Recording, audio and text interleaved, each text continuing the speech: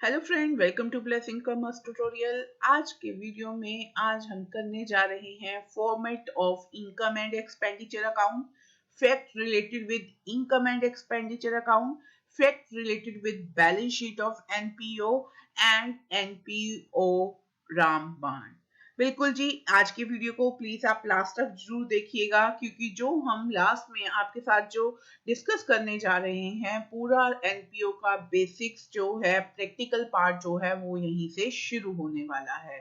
चलिए आज का जो हमारा थर्ड पार्ट है नोट फॉर प्रॉफिट ऑर्गेनाइजेशन का वो स्टार्ट करते हैं। तो फर्स्ट ऑफ ऑल हमने जैसे आपको पहले वीडियोस में भी बताया है कि जो हमारा नोट फॉर प्रॉफिट ऑर्गेनाइजेशन है, ये जो चैप्टर है ये 10 मार्क्स के लिए फाइनल एग्जाम्स में सेट होने जा रहा है। तो अब हमारे पास financial statement of net non profit organisations की जो हमने करी थी, वो तीन करी थी: receipt and payment account, income and expenditure account and balance sheet. Receipt and payment account हम ऑलरेडी डिस्कस कर चुके हैं। आज टर्न है income and expenditure account and balance sheet की। तो income and expenditure account, first of all this is the format of income and expenditure account. Income and expenditure account जो है उसको स्टार्ट करने के लिए सबसे पहले आप ऊपर क्या लिखते हैं, टाइटल उसका लिखते हैं। टाइटल जो है वो आप लिखेंगे income and expenditure account for the year ended.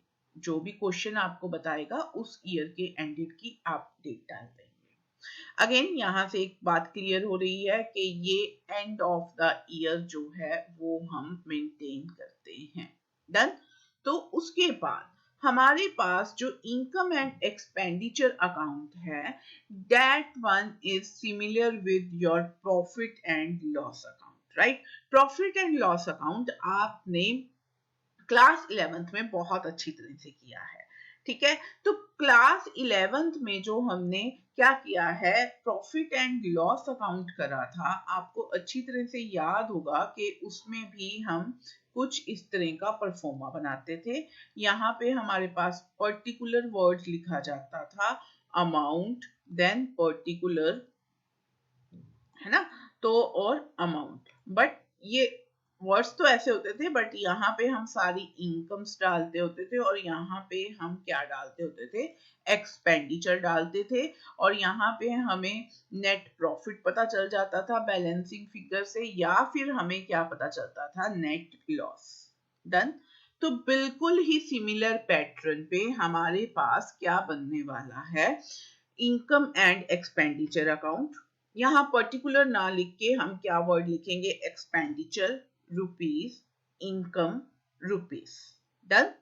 और यहाँ पे देखिए एक्सपेंडिचर डेबिट साइड पे क्यों आए हैं और इनकम जो है वो क्रेडिट साइड पे क्यों लिखा जाता है, because it is related with nominal account.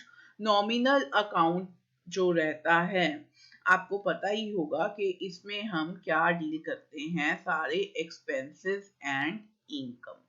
All the expenses has debit balance and all the incomes have credit balance. That's why expenditure are placed on the debit side and incomes are placed on the credit side in income and expenditure account. Now, why we prepare this income and expenditure account? Purpose क्या है जी NPO में income and expenditure account को बनाने का?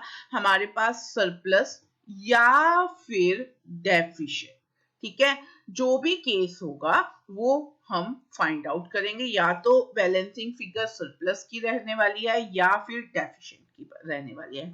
यहाँ पे instead of profit और loss word use ना करके यहाँ पे वर्ड यूज किया जाता है सरप्लस और deficient, right? So the purpose of preparing income and expenditure account to know about the surplus or deficit of the non profit organisation.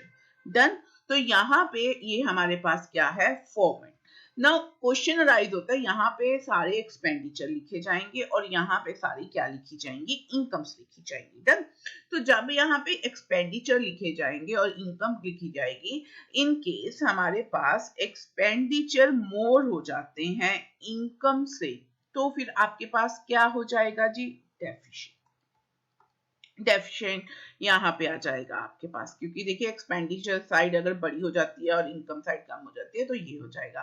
और अगर आपके पास इनकम्स जो हैं वो ग्रेटर हो जाती हैं एक्सपेंडिचर से तो आपको क्या मिल जाएगा? सरप्लस। बिल्कुल सिमिलर है जी आपका प्रॉफिट एंड लॉस अकाउंट की तरह, कुछ भी चेंज नहीं है, बस वर्ड चेंज कर दिया गया यहाँ सरप्लस और डेफिशिएंट।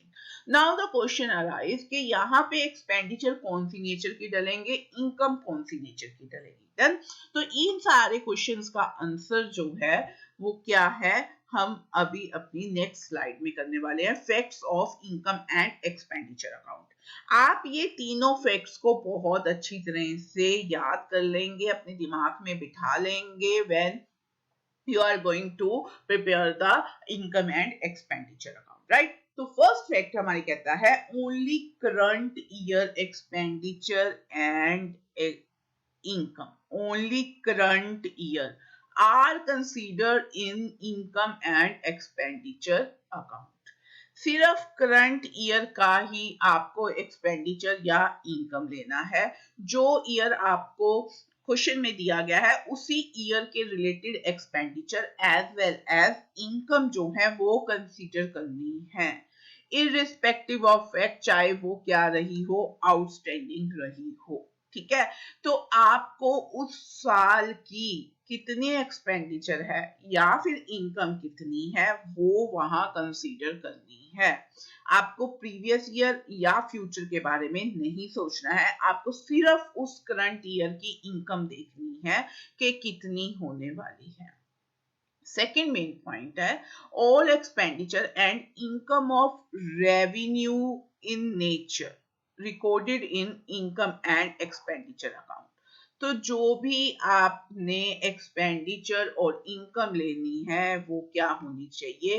रेवेन्यू इन नेचर होनी चाहिए। ठीक है, तो वहां पे रेवेन्यू क्या होती है वो हम आगे कवर करेंगे। थर्ड पॉइंट है capital nature income and expenditure do not consider. तो रेवेन्यू का ऑपोजिट क्या होएगा? Capital nature. तो कैपिटल नेचर की अगर कोई इनकम या एक्सपेंडिचर आपको गिवन है तो वो हम इनकम एंड एक्सपेंडिचर अकाउंट में नहीं डालेंगे। तो ये तीन फैक्ट्स हैं जो आपने अच्छी तरह माइंड में रखने हैं।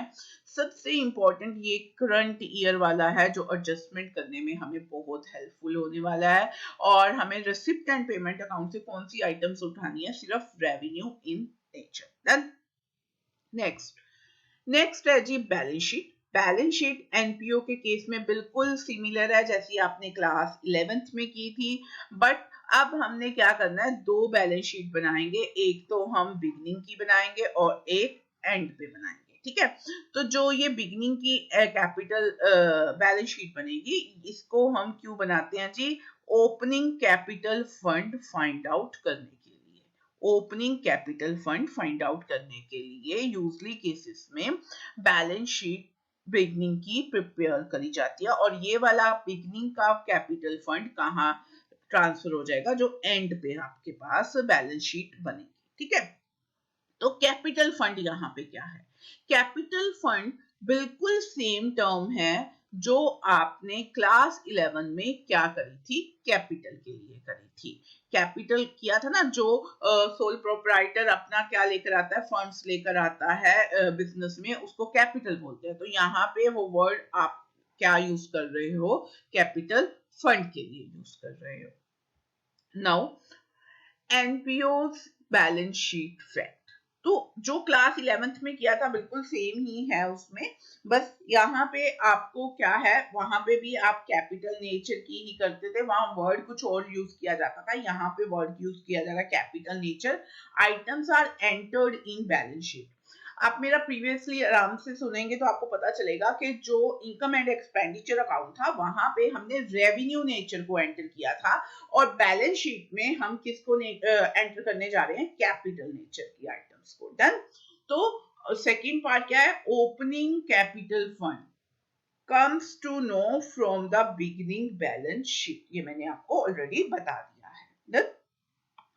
अब NPO's Rampart. This is really very important and the core of NPO like receipt and payment account. Receipt and payment account एक ऐसा अकाउंट है जिसमें आपको रेवेन्यू नेचर की भी आइटम्स मिलेंगी, प्लस आपको किस नेचर की आइटम मिलेंगी, कैपिटल नेचर की। क्वेश्चन में जो आपको क्वेश्चंस आने वाले हैं पेपर में 6 मार्क्स के लिए, जैसे कि हमने आपको शुरू में बताया था, तो receipt and payment account already क्या बना हुआ मिलेगा आपको, ठीक है। आपको बोला जाएगा कि उसकी हेल्प से आपको इनकम एंड एक्सपेंडिचर या बैलेंस शीट दोनों ही बनानी है। तो जैसे ही रिसिप्ट एंड पेमेंट अकाउंट आपको क्वेश्चन में दिया जाएगा, रिसिप्ट एंड पेमेंट अकाउंट किस में दिया जाएगा, क्वेश्चन में।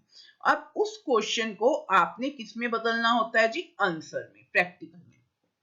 तो जो आपके पास रिसिप्ट एंड पेमेंट अकाउंट है उसकी ये कैरेक्टरिस्टिक है कि उसमें revenue nature as well as capital nature both items रहती हैं।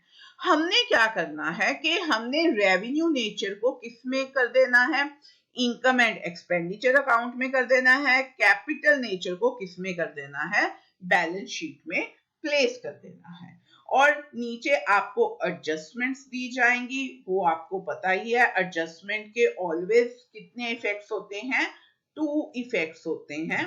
तो वो 2 इफेक्ट्स के अकॉर्डिंग उसके जैसे भी इफेक्ट्स होंगे हम इनकम एंड एक्सपेंडिचर अकाउंट या बैलेंस शीट में ट्रांसफर कर देंगे।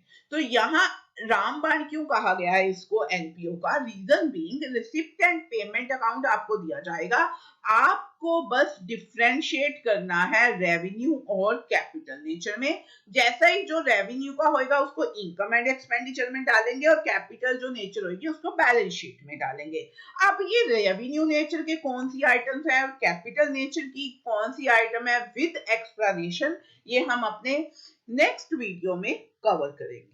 डन। तो अगर आपको यहाँ तक हमारा वीडियो पसंद आया तो लाइक और शेयर करना मत भूलिए। नए हैं इस चैनल पे तो please hit the subscribe button. Thank you.